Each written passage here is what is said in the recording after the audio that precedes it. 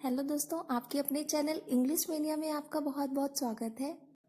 तो दोस्तों, आज हम पढ़ेंगे जॉन कीट्स के द्वारा लिखी हुई एक poem odd on a Grecian earn. लेकिन पोयम को स्टार्ट करने से पहले हम इस पोयम के बारे में थोड़ी बहुत जानकारियां लेंगे।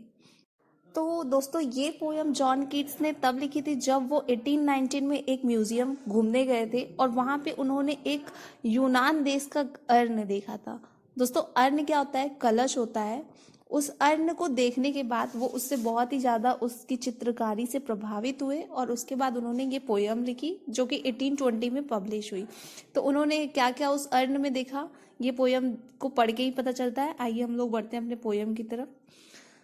तो दोस्तों, पोयम की पहली लाइन है, दाउ स्टिल अनरेविस्ड ब्राइड ऑफ क्वाइटनेस। तुम अभी भी अनरेविस्ड ब्राइड हो क्वाइटनेस की, तुम क्वाइटनेस की अभी भी अनरेविस्ड दुल्हन हो। यानी कि तुम्हारी जो है शादी किससे हुई है? क्वाइटनेस से हुई है। दोस्तों, अनरेविस्ड का अर्थ होता है जिस ब्राइड को अभी भी छुआ ना गया हो, वह अभी भी प्योर हो एकदम, वो ब्राइड हो तुम क्वाइटनेस की। Thou foster child of silence and slow time. Thou foster child, तुम क्या हो? फोस्टर चाइल्ड हो। दोस्तों, फोस्टर चाइल्ड का अर्थ होता है एडॉप्टेड चाइल्ड, जिसे गोद लिया गया हो। ऐसे बच्चों को फोस्टर चाइल्ड भी कहा जाता है।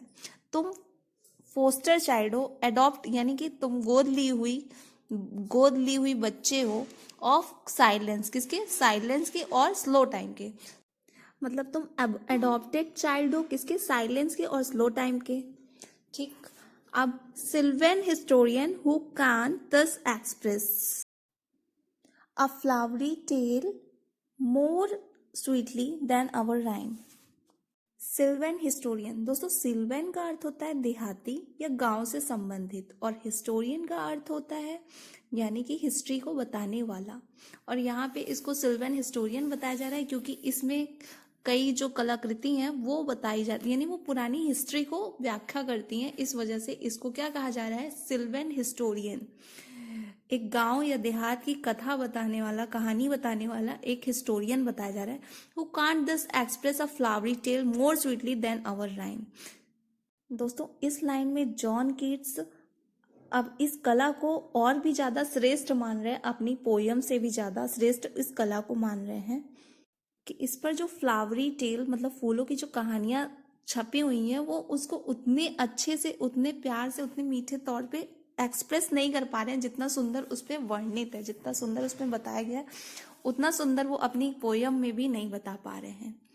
What leaf brings legend haunts about thy shape of deities or mortals or of both तो in दोस्तों, यहाँ temple पे or the John dales Keats earn of से ही पूछ Arcady। रहे हैं कि What leaf brings legends haunts about thy shape। तो यानी कि ये जो पत्तियां बनी हुई हैं, उस अर्न में जो पत्तियां बनी हुई हैं वो कौन सी स्टोरीज।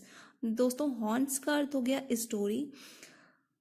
कौन सी स्टोरी यहाँ पे बताना चाह रही है, उसका जो शेप है, उसकी जो आकृति है, वो कौन सी स्टोरीज बताना चाह रही हैं, वो कौन सी कहानियां बताना चाह रही हैं। ऑफ डिटीज और मॉर्टल्स और ऑफ बोथ, ये डिटीज के बारे में बताना चाह रही हैं। डिटीज हो गए देवता और मॉर्टल्स हो गए इंसान। तो ये जो चित्र बनी हुई है, ये क्या किसी देवता की कहानियां बताते हैं या फिर इंसानों की बताते हैं, और ऑफ बोथ या फिर दोनों की। इन टेम्पे और द टेल्स ऑफ आर्केडी। दोस्तों, टेम्पे एक घाटी का नाम है, वहीं आर्केडी भी एक गांव का नाम है। तो कह रहा है इन टेम्पे, ये टेम्पे की है, और द टेल्स ऑफ आर्केडी, और क्या है? आर्केडी की घाटियां हैं। वॉट मैन और गॉड्स आर दीज, ये फिर से पूछ रहा है कि क्या आदमी और भगवान है ये।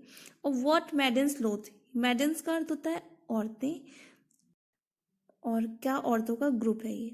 What mad pursuit, what struggle to escape. दोस्तों, परसूट का अर्थ होता है कुछ पाने की कोशिश करना। वॉट मैड परसूट, और ये जो पागल लड़के हैं ये क्या परसूट कर रहे हैं, ये क्या पाने की कोशिश कर रहे हैं। वॉट स्ट्रगल टू एस्केप, और ये जो लड़कियां हैं वो क्यों स्ट्रगल कर रही हैं भागने की, यानी कि वो क्यों भाग रही हैं। What pipes and timbrels, what wild ecstasy. क्या दोस्तों पाइप्स होते हैं बांसुरी के लिए यूज हो रहा है, और यहाँ पे टिम्ब्रल्स एक वाद्य यंत्र होता है वो भी। तो ये पाइप्स एंड टिम्ब्रल्स क्या है, और व्हाट वाइल्ड स्टेसी, और क्या वाइल्ड स्टेसी है दोस्तों। स्टेसी का मतलब होता है परम आनंद, आनंद प्राप्त होना। तो ये कितना वाइल्ड सा स्टेसी है। और यहाँ पे हमारा ये पहला स्टैंजा कंप्लीट होता है। आइए हम लोग अपने सेकंड स्टैंजा की तरफ बढ़ते हैं। तो दोस्तों यहाँ पे हमारी दूसरे स्टैंजा की पहली लाइन है, heard melodies are sweet but those unheard are sweeter, therefore ye soft pipes play on. तो ये क्या कह रहे हैं, यहाँ पे जॉन किट्स बोल रहे हैं हियर्ड मेलोडीज आर स्वीट, कि जो हमने संगीत सुने हैं वो तो मेलोडी है, वो क्या है, मधुर है, क्योंकि वो हमने सुने हैं और उसकी एक लिमिट है। बट दोज अनहियर्ड, पर जो हमने नहीं सुने हैं, आर स्वीटर, वो क्या है, और भी ज्यादा मधुर है। क्यों मधुर है, क्योंकि अगर हमने जो संगीत सुना ही नहीं है ना, उनकी कल्पना अलग ही है। तो हियर्ड मेलोडीज आर स्वीट, सुने हुए संगीत तो मधुर हैं, बट दोज अनहियर्ड, जो हमने नहीं सुने हैं, वो और भी ज्यादा मधुर है।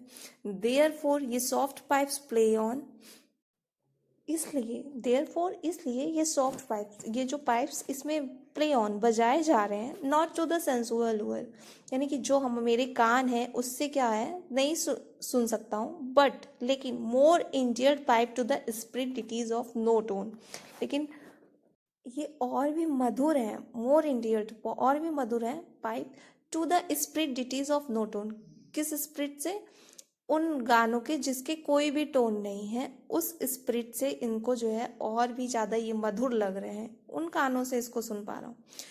Fair youth beneath the trees thou can't not leave thy song nor even can those trees be bear.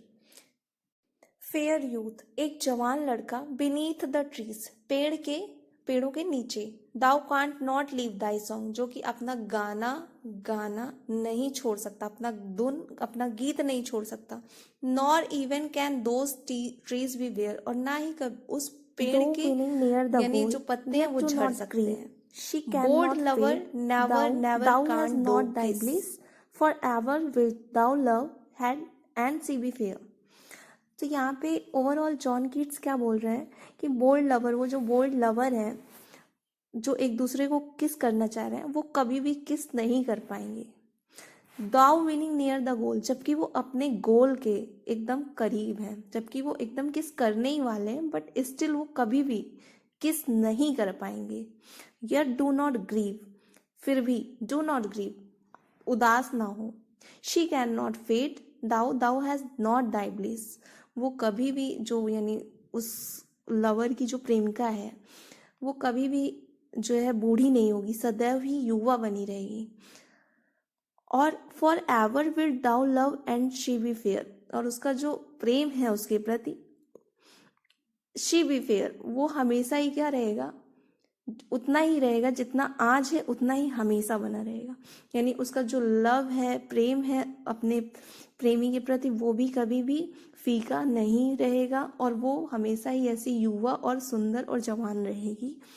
Overall दोस्तों यहाँ पे हमारी पोयम के 2 स्टैंजा कंप्लीट होते हैं, और 3 स्टैंजा आपको नेक्स्ट वीडियो में मिल जाएंगे। तब तक के लिए आप हमारे चैनल को सब्सक्राइब कर सकते हैं और वीडियो को लाइक कर सकते हैं। वीडियो अगर आपके लिए यूज़फुल हो तो ज़रूर लाइक कीजिएगा। Thank you.